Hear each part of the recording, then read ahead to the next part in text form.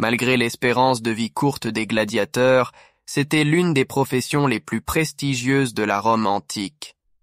Les combats de gladiateurs attiraient des milliers de spectateurs, y compris des membres de l'élite romaine. Dans cette vidéo, nous allons explorer une liste des 10 gladiateurs romains les plus redoutés. Commode. Le premier est Commode, l'empereur romain qui a régné de 180 à 192 après J.C., également célèbre pour avoir participé à des combats de gladiateurs. Contrairement aux autres gladiateurs qui se battaient pour leur vie, Commode utilisait ces combats pour renforcer son image et sa popularité auprès du peuple romain. Tous ces combats étaient truqués pour garantir sa victoire. Se battre contre Commode était une sentence de mort, même pour le gladiateur le plus habile. Son amour pour les combats de gladiateurs et son comportement tyrannique ont contribué à sa chute, et il a été assassiné par des conspirateurs en 192 après J.C. Spartacus. Spartacus était un soldat thrace qui, après avoir été capturé par les Romains, a été vendu comme esclave et formé comme gladiateur. Il a planifié une rébellion dans l'école des gladiateurs, s'échappant avec environ 30 autres combattants, dont Crixus. Spartacus a formé une armée d'esclaves fugitifs et a vaincu les légions romaines à plusieurs reprises. Cependant, en 71 avant J.C., Spartacus a été vaincu par Marcus Licinius Crassus, mettant fin à sa lutte pour la liberté. Tétrate. Tétrate est devenu célèbre grâce à des graffitis découverts à Pompéi en 1817, qui représentaient sa courageuse victoire contre Prude. Tétrate est devenu un gladiateur renommé pour ses victoires et pour avoir combattu sans armure thoracique, suivant le style milanais avec une épée courte et un grand bouclier rectangulaire, en plus d'un casque et de protection pour les bras et les jambes. Bien que de nombreux détails de ses combats restent inconnus, il est surtout connu pour sa victoire sur Prude. Les noms des 2 gladiateurs apparaissent sur des vases en verre trouvés dans des endroits tels que la France, l'Angleterre et la Hongrie, célébrant le moment où la renommée de Tétrate a atteint de nouveaux sommets. Spiculus. Spiculus était l'un des gladiateurs les plus redoutés du 1er siècle après J.C. à Rome. Il n'était pas seulement populaire auprès du public, mais aussi admiré par l'empereur Néron.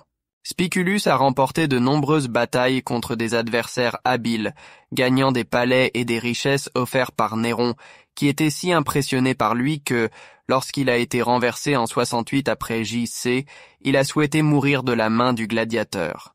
Cependant, Spiculus n'a pas été trouvé à temps et Néron a fini par se suicider.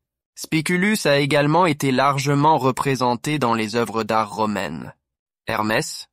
On sait peu de choses sur Hermès, à l'exception d'un poète romain contemporain nommé Martial, qui lui a consacré un poème entier pour louer ses compétences. Martial décrit Hermès comme un gladiateur extrêmement habile, supérieur à beaucoup de ses collègues. Contrairement à la plupart des gladiateurs, qui se spécialisaient dans un style de combat, Hermès maîtrisait plusieurs armes et techniques, ce qui lui donnait un avantage considérable sur ses adversaires. Priscus et Verus étaient des gladiateurs talentueux qui ont connu de nombreuses victoires au cours de leur carrière. Cependant, ils sont surtout connus pour leur bataille épique finale au 1er siècle après J.C., dans le célèbre amphithéâtre Flavien. Ce combat fut l'un des premiers grands spectacles dans l'arène et fut détaillé par le poète Martial. Après des heures de lutte, les 2 se sont rendus simultanément dans un geste de respect mutuel. Le public a ovationné les 2 gladiateurs et l'empereur Titus, ému par la manière dont le combat s'est terminé, les a récompensés avec une rudis, une épée en bois symbolisant la retraite et la liberté des gladiateurs. Carpophorus était un célèbre bestiaire, un gladiateur spécialisé dans les combats contre des animaux sauvages, une profession connue pour sa dangerosité extrême. Cependant, Carpophorus se distinguait par son instinct et sa capacité à vaincre des bêtes telles que des lions, des ours, des léopards et même des rhinocéros. Il a participé à l'inauguration de l'amphithéâtre Flavien et est devenu célèbre pour avoir tué plusieurs animaux dans un seul combat. En une occasion, il a réussi à abattre 20 bêtes différentes dans une seule bataille, captivant le public. Crixus. Crixus était un gladiateur gaulois connu pour sa force brute et ses compétences dans l'arène. Il était un chef redouté pendant la Troisième Guerre servile et, avec Spartacus, il a mené une rébellion de gladiateurs. Crixus était craint non seulement pour ses talents de combat, mais aussi pour son désir de vengeance contre la société romaine. Sa mort aux mains des légions romaines a fait de lui une légende redoutée. Marcus Attilius. Marcus Attilius était un citoyen romain qui est devenu gladiateur volontairement pour rembourser ses dettes. Dans son premier combat, il a vaincu Hilarius, un gladiateur appartenant à l'empereur Néron qui avait remporté 13 combats consécutifs. Attilius a poursuivi son parcours victorieux, battant d'autres adversaires célèbres, dont Aetius Félix.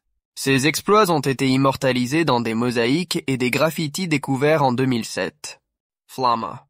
Flamma, dont le nom signifie flamme, était l'un des gladiateurs les plus redoutés de la Rome antique. Initialement un soldat syrien, il a été capturé et forcé de combattre en tant que gladiateur. Avec une épée courte, un bouclier et une protection partielle du corps, Flamma a terrorisé ses adversaires pendant 13 ans, accumulant 34 combats, dont 21 victoires.